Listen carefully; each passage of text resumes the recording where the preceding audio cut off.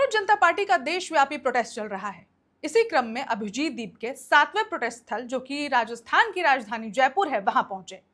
पूरी दुनिया को अब इंतजार था कि क्या हो रहा है, क्योंकि पूरी दुनिया की मीडिया अब इस प्रोटेस्ट को कवर कर रही थी। इस बीच जो तस्वीर निकल कर आई, उस तस्वीर ने सभी को चौंका दिया, क्योंकि अचानक भीड़ उन्हें उठाकर लेकर जा रही थी, जयपुर में दिखाई पड़ा।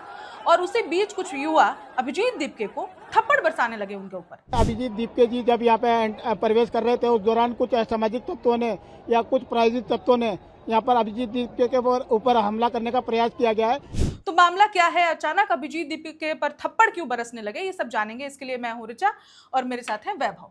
वैभव, क्या हुआ अचानक से जयपुर में कि युवक जो कि उनके सपोर्टर्स होते हैं, अमूमन ये सीजेपी का कहना है कि भारत की पूरी युवा पीढ़ी आज सीजेपी के साथ खड़ी है, 22 मिलियन फॉलोअर्स भी हैं इंस्टाग्राम पे, तो अचानक वहां ऐसा क्या हुआ कि अभिजीत पर थप्पड़ पड़ने लगे? देखिए, आज जो जयपुर में प्रदर्शन होना था उसकी 3 बजे जो है वो समय तय किया गया था। इस बीच अभिजीत बहुत पहले ही पहुंच गए थे जयपुर और अपने समर्थकों के साथ वो मंच की ओर आगे बढ़ रहे थे। उनके समर्थक उन्हें कंधे पर बिठाए हुए थे।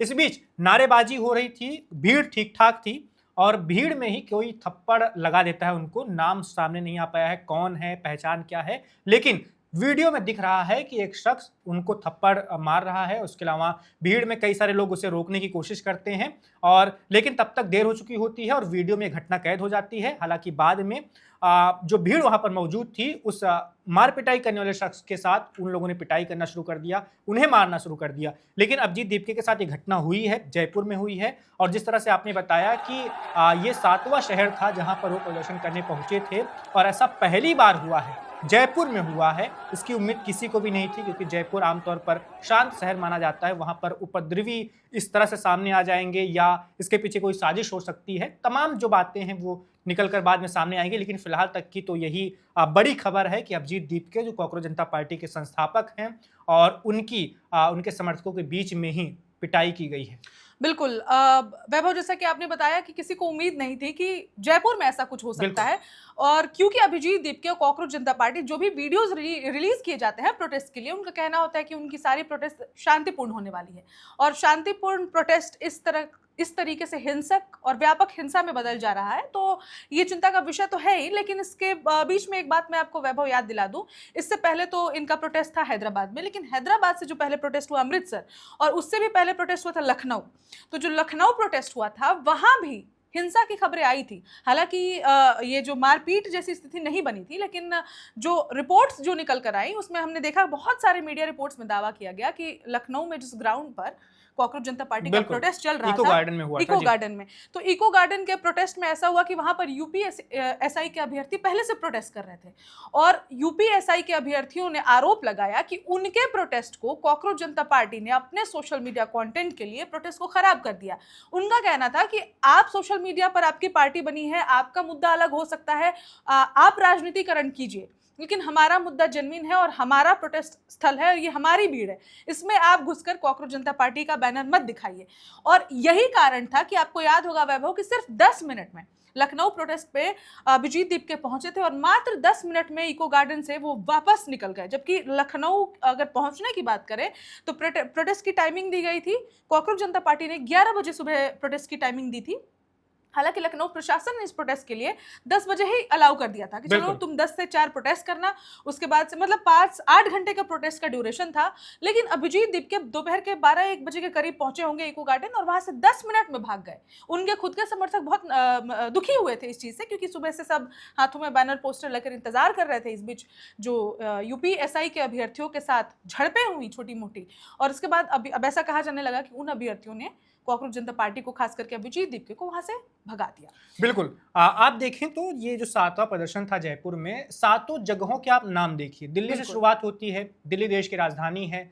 वहां पर अभिजीत का जो प्रदर्शन था वो थोड़ा सफल हुआ था, क्योंकि उनको लेफ्ट के कई सारे संगठनों ने अपना समर्थन दिया था। और जैसा कि आरोप लगता है कि कॉकरोच जनता पार्टी के पीछे हो सकता है आम आदमी पार्टी हो, तो आम आदमी पार्टी का गढ़ भी दिल्ली ही है, वहीं की जन्मी पार्टी है, तो वहां आम आदमी पार्टी का भी समर्थन उसे मिला था। इसलिए दिल्ली वाला जंतर मंतर वाला प्रदर्शन ज्यादा सफल हुआ था। इसके बाद वो पुणे जाते हैं, पुणे उनका गृह क्षेत्र है, वहीं के वो रहने वाले हैं, इसीलिए वहां पर भी उनका ठीक ठाक अच्छा खासा सफल प्रदर्शन हुआ था। उसके बाद वो धीरे धीरे जब आगे बढ़ते हैं, हैदराबाद का आप नाम लीजिए, हैदराबाद में कांग्रेस पार्टी की सरकार है, उन्हें भी वहां ठीक ठाक समर्थन मिल गया। अमृतसर में आम आदमी पार्टी की सरकार है, पंजाब है वो, तो वहां भी उनको प्रदर्शन, वहां भी उनको ठीक ठाक समर्थन मिल गया। लेकिन जो आपने लखनऊ कहा और जयपुर, ये दोनों बीजेपी शासित राज्य हैं, बिल्कुल यहाँ पर बीजेपी का दबदबा है और जयपुर में और लखनऊ में भी उम्मीद के मुताबिक तो समर्थन मिलता हुआ नहीं दिख रहा अभिजीत दीपके को। लखनऊ की तो आप घटना बता ही चुके हैं और जयपुर में जो कुछ हुआ है वो हमारे दर्शक स्क्रीन पर देख ही पा रहे हैं बिल्कुल। कि अभिजीत दीपके के साथ पिटाई की गई है। वैभव, इसके साथ मुझे एक अपनी पुरानी भारतीय राजनीति की एक पुरानी घटना याद आ रही है अब, क्योंकि अभिजीत दीपके और कॉकरोच जनता पार्टी को हमेशा आम आदमी पार्टी से लिंक बिल्कुल। किया जाता है और ये बात अभी आपने हमारे दर्शकों को बताई।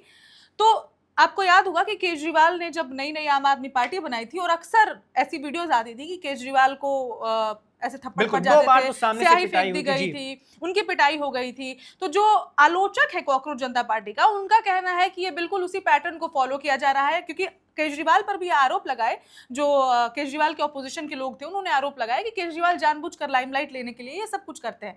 हालांकि ये कभी साबित हो नहीं पाया कि कौन किसने करी, क्या हुआ, और वही पैटर्न अभी अभिजीत दीपके के साथ देखने को मिल रहा है। तो जो इनके जो समर्थक हैं वो कह रहे हैं कि ये तो बीजेपी शासित राज्य है तो बीजेपी वालों ने ये करा दिया, लेकिन बीजेपी वालों का कहना है कि ये पुराना पैटर्न फॉलो किया जा रहा है, बिल्कुल लाइमलाइट लेने के लिए, लोगों का मोह लेने के लिए, अटेंशन लेने के लिए, खुद को विक्टिम दिखाने के लिए अभिजीत दीपके जानबूझकर ये कर आ रहे हैं।